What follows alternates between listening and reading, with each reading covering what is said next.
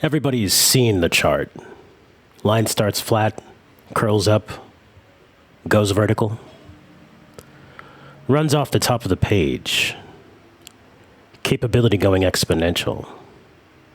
It's on every slide in San Francisco. That chart is missing a line.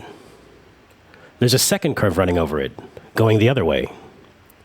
And it's the amount of work you have to do to use any of this. And what got me is that the technology being built to read your mind doesn't actually want you to be clear. It's built on the assumption that you won't be. Hang on to that. Try this right now. Go to ChatGPT to make an image and try to turn off prompt rewriting. You can't. Your words get handed to another model that rewrites them before the image model ever sees them. OpenAI's own documentation suggests you type, do not add any detail, just use the prompt as is, and hope for the best.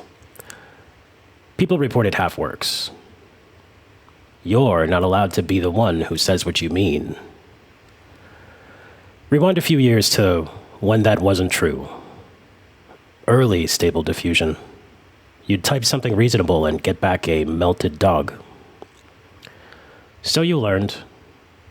You found out that certain words did work and certain words did nothing. You learned what a negative prompt was. You started collecting vocabulary like a weirdo.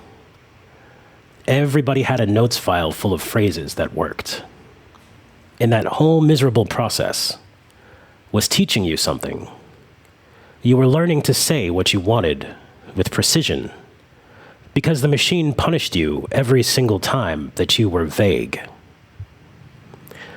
Then, the machines got better at understanding you. Text encoders went from clip to clip plus T5 running together. And now people are just bolting entire language models into image models as the thing that reads your prompt, which is great. It also means the machine now covers for you. You get to be sloppy and still get something good. So the effort curve drops, and it keeps dropping. Prompting became prompt engineering, and then prompt engineering became a model that writes the prompt for you.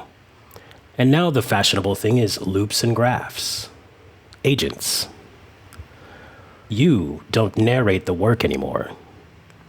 You point at an outcome and go make a sandwich. I do this daily, and it's incredible, and I'm not pretending otherwise. But look at what's actually happening to the input.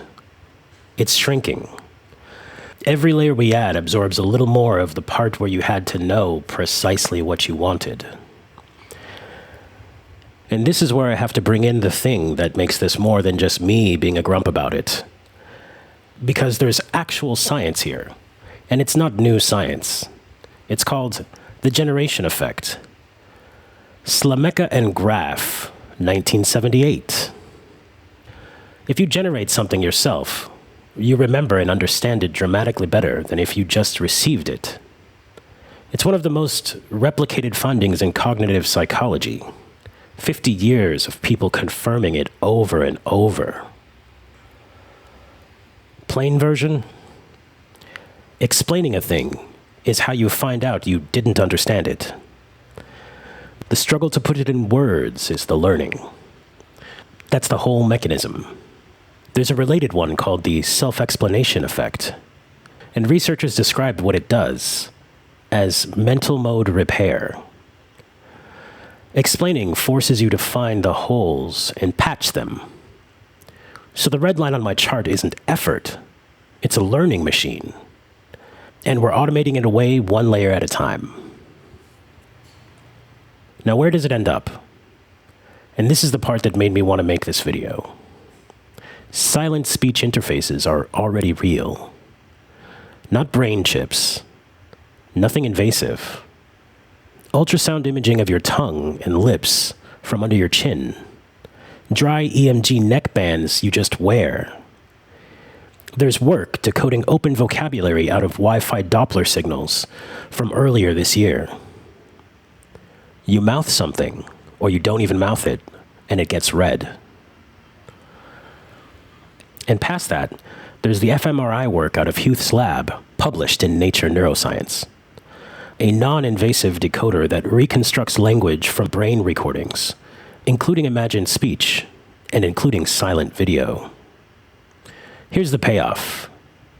And it's really the whole thing. That decoder cannot recover your actual words. The brain signal it reads takes about 10 seconds to rise and fall, and you talk at about 2 words a second. So every single image it takes is smeared across 20 or more words. The researchers say word error rate is the wrong way to score it, because what it recovers is the gist, the vibe. So, the mind-reading technology that actually exists is a vibe decoder. It doesn't need you to be precise. It is designed around the fact that you are not going to be. So, the end of that red curve isn't a machine that finally hears your beautiful sentences.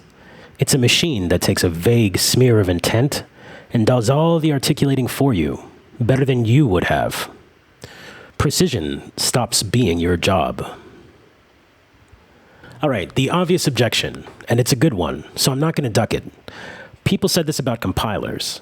Assembly programmers said kids wouldn't understand machines anymore. They said it about calculators and GPS and Google eating your memory. Every single time, someone said, "This makes us stupid." And every single time, the ceiling went up and we did better things. That's fair and mostly true. But every single one of those automated the doing, the execution. You still had to know what you wanted to build. You just didn't have to lay every brick.